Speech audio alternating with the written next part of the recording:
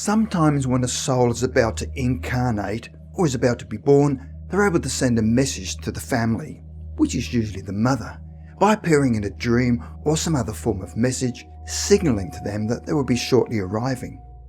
The famous researcher into reincarnation, the late Dr Ian Stevenson from the University of Virginia School of Medicine, called these messages announcing dreams. The following story is about a young soul who appeared before a mother 1 month before she was due to be born. Kira Angelica considered herself to be a spiritual person and was open-minded about most matters spiritual, so it came as no surprise to her when an unusual event happened to her one evening when she was 8 months pregnant. Kira was up late one night, sewing in her dining room, when she suddenly heard the voice of a young child calling to her from the kitchen. The young voice called out, "Mommy, Mommy!" So Kira immediately went to the kitchen, but found nobody there, and returned to the dining room and continued sewing. But again the young voice called out, "Mommy!" But this time the young voice was coming from the living room, and again when Kira went to see where the voice was, she found nobody there.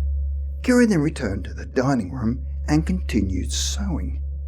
A young mother would normally be unsettled by this unusual and unsettling experience, but because of her spiritual awareness, Kira somehow knew that this was a future child communicating with her. The disembodied child's voice then took a message to a new level, when a few minutes later actually appeared to her mother. Kira looked up towards the kitchen door and saw a young girl about 10 years of age wearing a homemade plaid dress. They both smiled at each other, and then the girl slowly faded away. Again, Kira was not particularly disturbed by what she saw, but was actually quite elated, and knew that the young girl she had just seen was the child she would shortly give birth to. Kira figured that the plaid dress that the young girl was wearing was possibly something she'd worn in her previous life.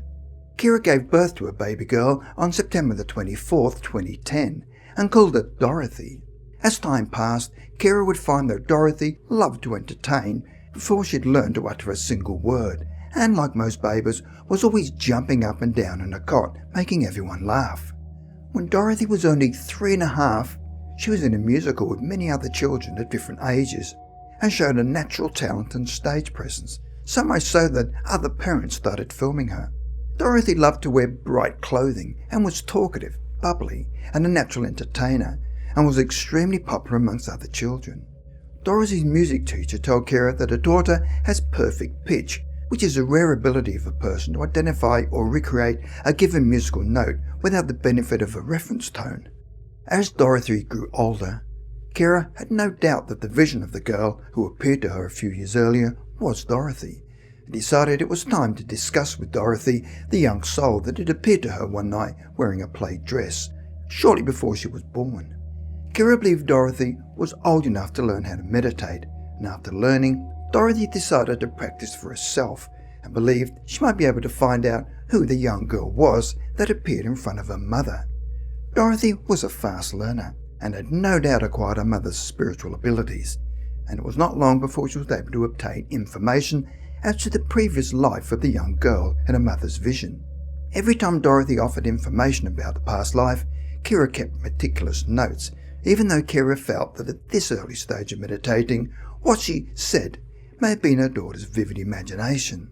However, one particular day after Dorothy had been meditating, she offered information that appeared to be more than just a child's imagination. Dorothy said, "Mom, I know who I was in past life. Her name was Lizzie or Lily, but her real name was Alice Pons." Keeping in mind that Dorothy was only 6 years old and had just started kindergarten, she had not yet learned how to read or use a computer, so was certainly not able to do any research on past lives or people through the internet. Now intrigued, Kira decided to Google the name Lily Pons, and found that she was an opera singer born in France in 1898, and went on to become famous, and had an active career from the late 1920s through to the early 1970s. However, what convinced Kira that her daughter was telling the truth was that Lily's actual birth name was Alice. But before discussing this finding with Dorothy, she wanted her daughter to delve a bit deeper into this person. so she asked Dorothy whether she'd learned anything more about this past life.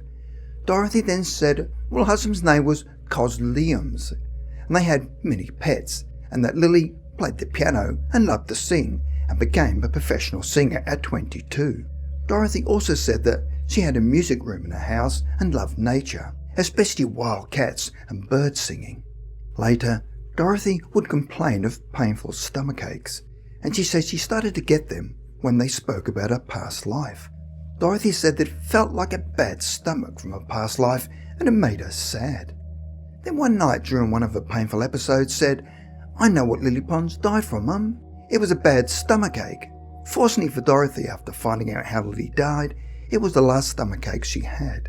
Kira decided to do further research on Lily Pons and found that she'd passed from pancreatic cancer, which would have caused severe stomach pain. Kira was now totally convinced that her daughter was talking about her past life as Lily Pons. Now that Kira was certain about her daughter's past life, she decided to show Dorothy a photo of Lily Pons, where Dorothy exclaimed, "Hey, that's me! Now you've seen me with short hair, Mum." Further research showed that Alice Josephine Pons was born in France on April 12, 1898, and first studied piano at the Paris Conservatory, winning the first prize at the age of 15. She then went on to become an opera singer and actress who went by the professional name of Lily Pons. She then moved to New York City and performed in the Metropolitan Opera from 1931 to 1960. Lily even appeared on The Ed Sullivan Show. Lily was married twice, where her second husband was the famous conductor Andrei Kostelanets. Alice Lily Pons died on February 13, 1976, at the age of 77, almost 35 years before Dorothy was born.